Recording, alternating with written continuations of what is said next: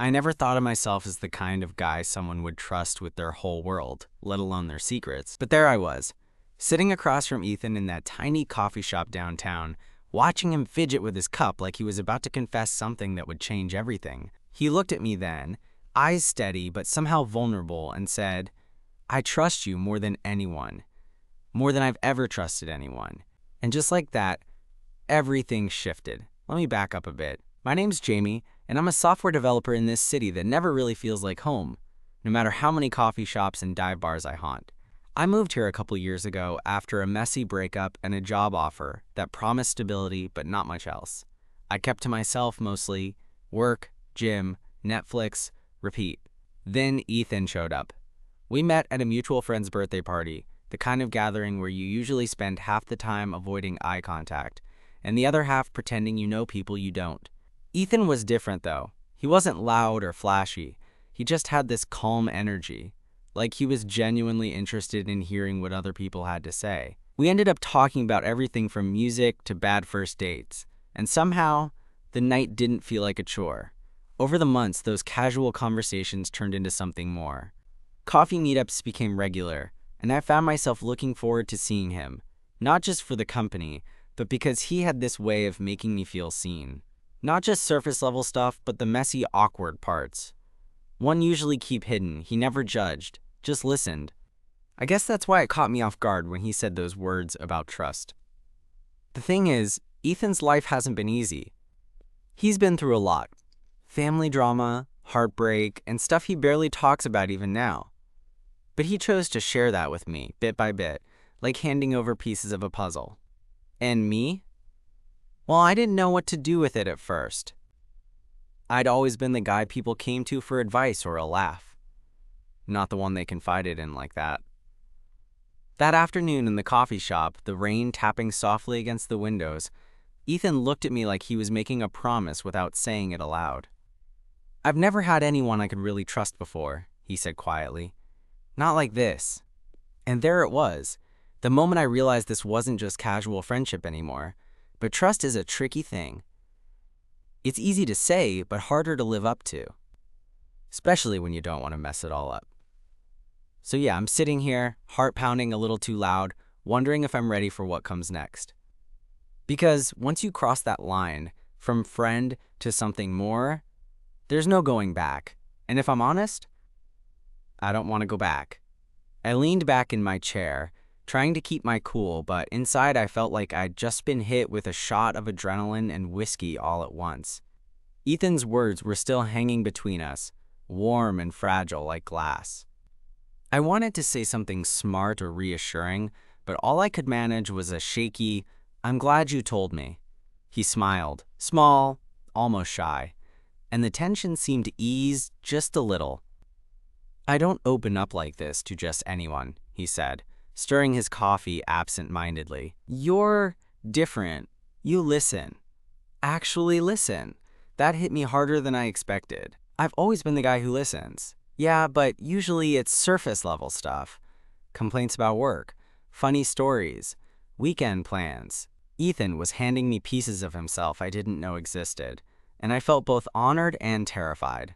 Like I was suddenly responsible for something bigger than just a casual friendship. We sat there for a while, the kind of silence that's comfortable, not awkward. The rain slowed to a drizzle, and I watched a couple walk past the window, sharing a single umbrella, heads close together. It felt like a movie moment, cheesy but real, and I realized I wanted some of that too, with Ethan, not just in some distant fantasy. A few days later, we met up again at that same coffee shop, and this time I decided to be braver. So, I started, fumbling with my cup. "What made you decide to trust me?" I mean, I'm flattered and all, but Ethan laughed softly, the kind of laugh that makes your chest tighten. "Honestly, I think I saw something in you I didn't expect. You're not pretending. You don't have a mask glued to your face all the time. With you, I can just be." That hit home. I realized I had spent so long hiding behind jokes and sarcasm that I forgot how good it felt to just be, without the pressure of performing or defending. With Ethan, the conversation felt real, raw, and safe. But here's the thing about trust. It's not just about listening or sharing secrets. It's about showing up when it matters, even when it's hard, and Ethan was about to find out just how much I was willing to put on the line. About a week after that coffee shop talk, I got a text from him late at night. It was short, just 4 words. "Can we talk? Please." My stomach did a backflip. I called him immediately, and he answered on the 3rd ring, voice tight but steady. "Hey," I said. "Hey," he replied, taking a deep breath. "I messed up. I think I screwed up." That was an understatement. Over the next 10 minutes, Ethan told me about something that had been weighing on him, a secret he hadn't planned to share, something tied to his past that still haunted him. It wasn't just heavy. It was the kind of thing that could scare people away, make them rethink what they thought they knew. I listened. No interruptions, no judgment. Just me and the truth, laid bare in the middle of the night. When he finally stopped talking, the silence was thick but not uncomfortable. "I don't want to lose this," he said quietly. "Not you, not what we have." My heart ached. "You won't lose me," I promised. "Thank you for trusting me with that." We ended the call hours later, both exhausted but lighter somehow. And that's when I realized something. Trust isn't just about being there for the easy stuff. It's about standing in the storm with someone, no matter how ugly the weather gets. A few days later, I saw Ethan at the park near his apartment. The sky was clear, and the late afternoon sun painted everything gold. We sat on a bench, neither of us saying much at first. Then he turned to me, eyes searching. "You know, I wasn't sure I could do this, trust someone again. After everything." "Well," I said, nudging his shoulder, "looks like you're pretty good at it." He smiled, and for the first time since we met, it was a smile that held hope, not just caution. That moment felt like the beginning of something real, something we couldn't fake or run from. And honestly, I don't think either of us wanted to. So yeah, when Ethan said he trusted me more than anyone, I believed him. Because trust isn't given lightly. You earn it. You protect it. And sometimes, if you're lucky, it turns into something you didn't even know you were looking for. And that's where we are now. On the edge of whatever comes next, holding on to trust like it's the only thing that matters. Which, in a way, it is. The days after that afternoon on the park bench felt charged, like the air had shifted and everything was a little more electric between us. We didn't need to talk about it all the time. Just knowing that Ethan trusted me with the parts of himself he usually hid made me feel like I'd stumbled into something rare. I'd catch him looking at me sometimes, that quiet intensity in his gaze, like he was trying to figure out if I'd stay or run. And honestly, I couldn't imagine running. Not now. One Thursday evening, we decided to cook dinner together. I say we, but mostly Ethan was the chef. His tiny apartment smelled like garlic and something spicy, and the playlist he picked was this perfect mix of chill indie tracks and old-school R&B that somehow fit the mood perfectly. I was chopping veggies and trying my best not to hack my fingers off when he came up behind me, wrapping his arms around my waist. "You're doing great," he whispered, and I had to fight the urge to turn around and kiss him right then and there. We ate on the floor, plates balanced on our knees, talking about everything and nothing. I told him about my weird obsession with old sci-fi movies, and he admitted he'd binge-watched some guilty pleasure reality TV shows when no one was around. It was so easy, so natural, like we'd been doing this forever.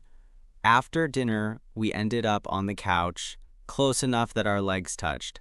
I could feel the warmth radiating from him, steady and reassuring. Then he looked at me, his eyes soft but serious. "Jamie," he said quietly, "I know I told you I trust you more than anyone, but I want you to know that trusting someone like me isn't easy. I've been burned before. A lot." I nodded. "I get that. Trust isn't just handed out. But I'm here. You don't have to figure it all out alone." He smiled, that slow, genuine smile that made me want to memorize every line on his face. "Thanks. I'm glad you're here."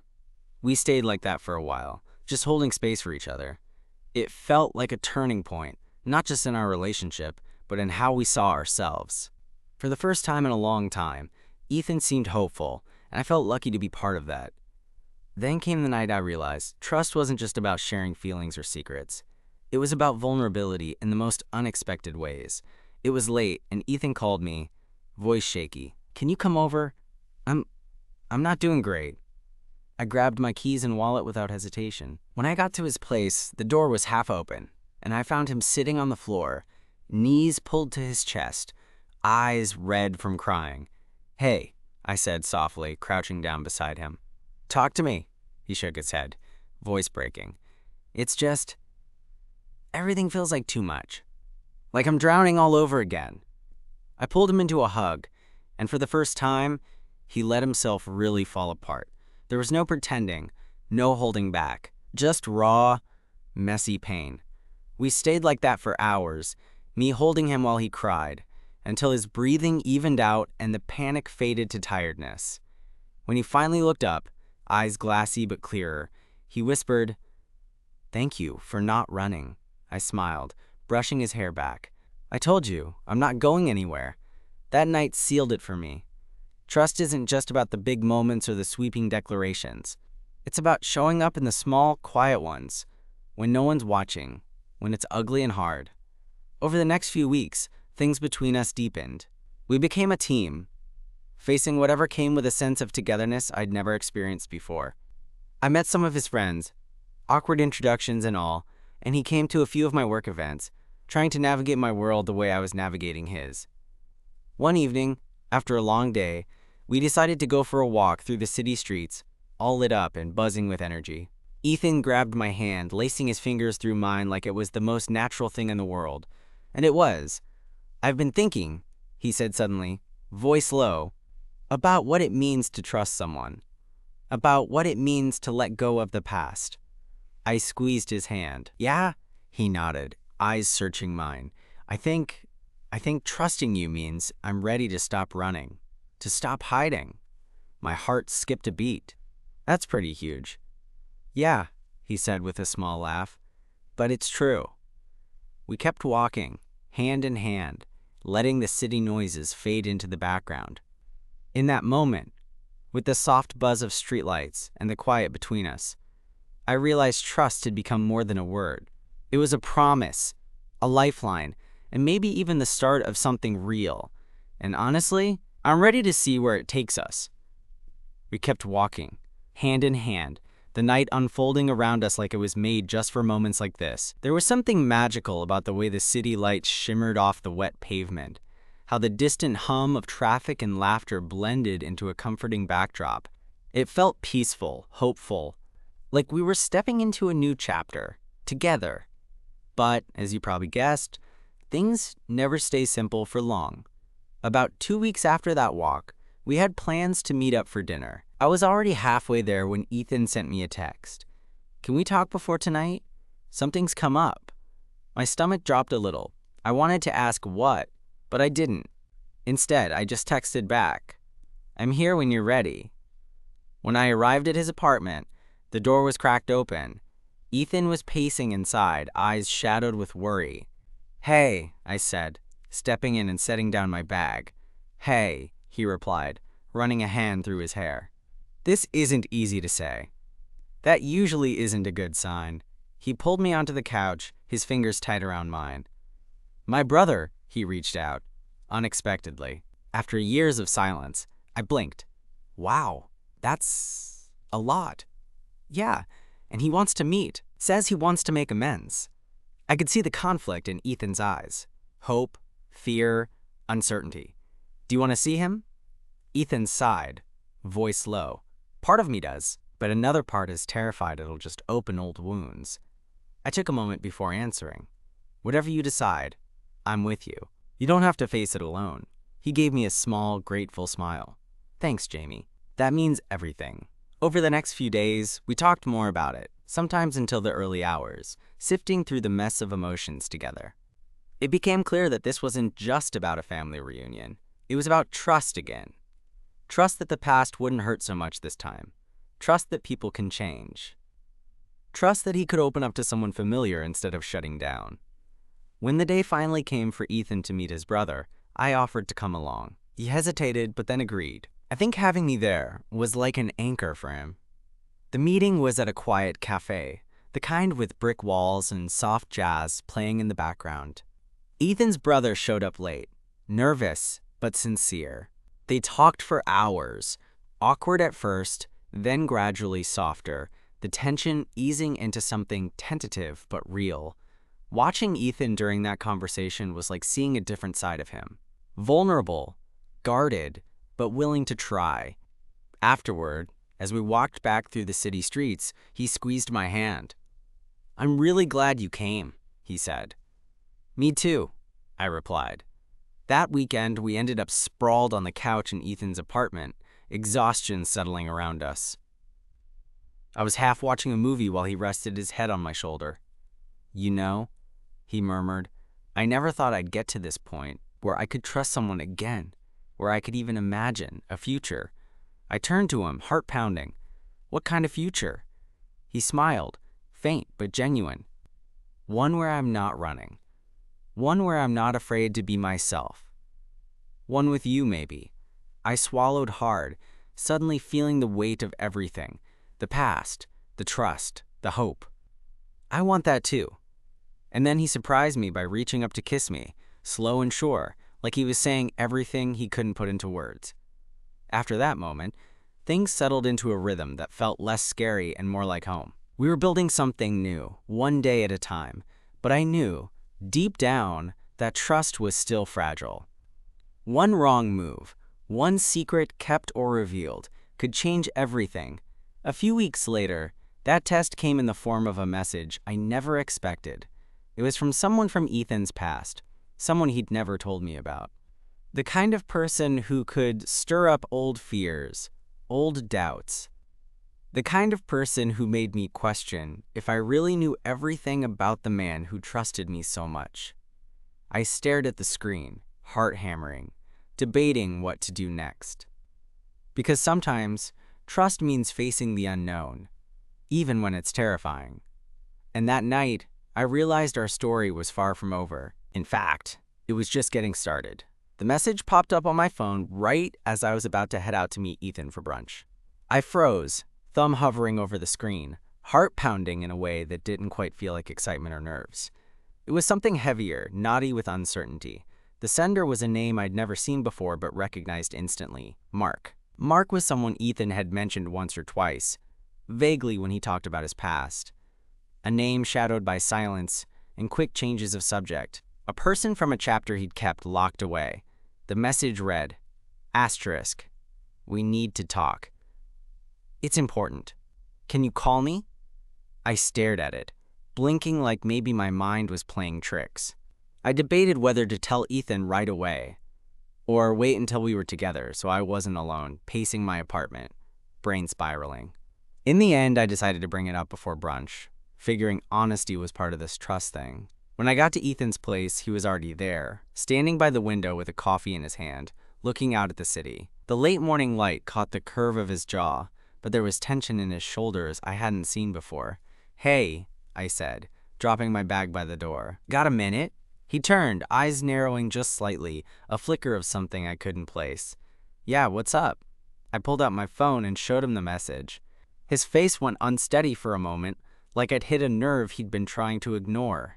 "Mark," he said quietly, running a hand through his hair. "I was hoping that wouldn't happen." "Is it bad?" I asked, trying to keep my voice steady. He sighed, sitting down heavily on the couch. "It's complicated. Mark and we have a history. Not a good one, but it's not like I can just erase him from my life." I nodded, sinking down beside him. "Do you want me to call him?" Ethan shook his head. "No, I have to. It's on me to handle this." The vulnerability in his voice caught me off guard. For someone who said he trusted me more than anyone, this felt like uncharted territory, a part of himself he wasn't ready to share fully yet. And honestly, I didn't know what to expect. Hours later, Ethan called me from the cafe downtown, voice low but steady.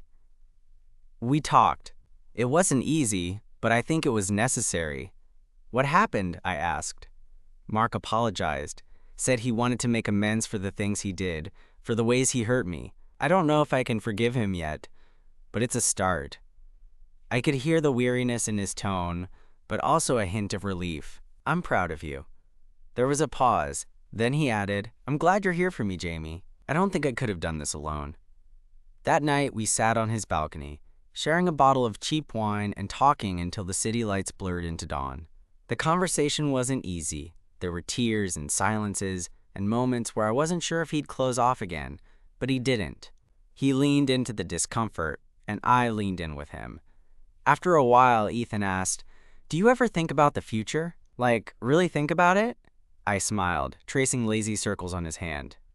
"Yeah, more than I probably should." He laughed softly. "Me too. Sometimes it scares me, but with you, it feels possible. Possible is good," I said, "better than where we were." That night I realized trust wasn't just about knowing someone's past or secrets. It was about choosing to stand beside them, even when the past showed up uninvited, even when the future was uncertain. Over the following weeks, Ethan and I grew closer in ways I hadn't expected. We talked about everything, the good, the bad, the messy stuff we'd both been running from. I met more of his friends, and he met mine. We shared weekend trips to the beach, lazy Sundays in bed, and late-night walks through empty streets. But trust is fragile. And just when I thought we'd made it through the toughest parts, life threw us another curveball. One night, out of nowhere, Ethan confessed something that stopped me cold. "Jamie," he said quietly, "there's one more thing I need to tell you." My heart skipped a beat. "Okay." He took a deep breath, eyes locked on mine. "I'm scared you might leave once you know." I reached out, taking his face gently in my hands. "Nothing you tell me will change how I feel." He nodded, but the fear lingered in his eyes. "I was in a long-term relationship before you. It ended badly. There were complications, things I never told anyone, not even my closest friends." I squeezed his hand, silently urging him to go on. "I was with him for years," Ethan said. "And when it ended, it left scars. Emotional ones, but also medical ones. I have a condition from back then, something I have to manage carefully." I swallowed hard, the weight of his confession settling over me. "Thank you for telling me. I'm here for everything." He smiled through the vulnerability, relief washing over his face. "I needed you to know, because I trust you, more than anyone." In that moment, I realized that trust isn't just about sharing the light parts of yourself. It's about letting someone see your shadows, knowing they'll stay anyway. And as I pulled him close, feeling the steady beat of his heart against mine, I knew I wasn't going anywhere, no matter what.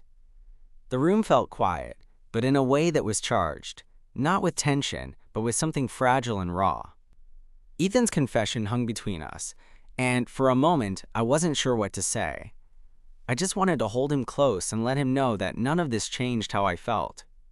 Because it didn't. Not one bit. "I'm glad you told me," I said finally, voice low but sure. "You don't have to carry that alone anymore." He looked up at me, eyes glistening, and for a second, I thought he might cry. Instead, he smiled, a little shaky but real, and leaned into me. We stayed like that for a long time, just holding each other in the quiet. I wanted him to know that trust wasn't a fragile thing to me. It was a foundation, something we could build on, even if the ground beneath us wasn't always steady. The next morning, Ethan was quieter than usual, and I could tell he was thinking about what he'd shared.